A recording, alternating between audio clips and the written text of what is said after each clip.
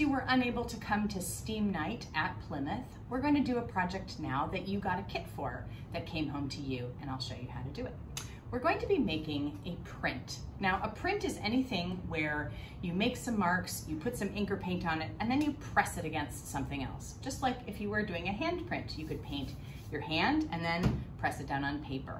Now, in your kit, you should have gotten a little piece of styrofoam, a little square, 2 pieces of paper, and a couple of markers. You're also going to need a couple things from home. You're going to need a regular pencil, some scissors, and some water and something to spread your water on. I'm gonna use a small, clean sponge. Okay, let's get started. We have to make what's called our printing plate. Now in this case, we're gonna use the spongy styrofoam plate and our dull pencil to draw a pattern in. Now, let's see what I'm gonna do. So I think I'm gonna do a bunny. Give it a head, nice big ears, body, and a nice fluffy tail. Some fur. He's a fluffy bunny. And maybe there's some grass here.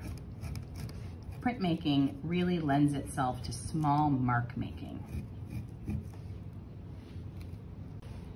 Okay, now I've got my drawing, and now we're gonna prepare our paper to accept the print.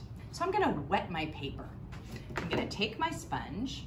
I wanna really wet my paper. Now the reason that I'm wetting the paper is because we're using washable markers.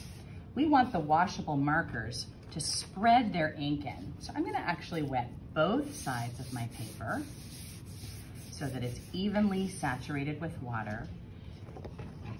One last time over here so that my paper is on the nice moist side.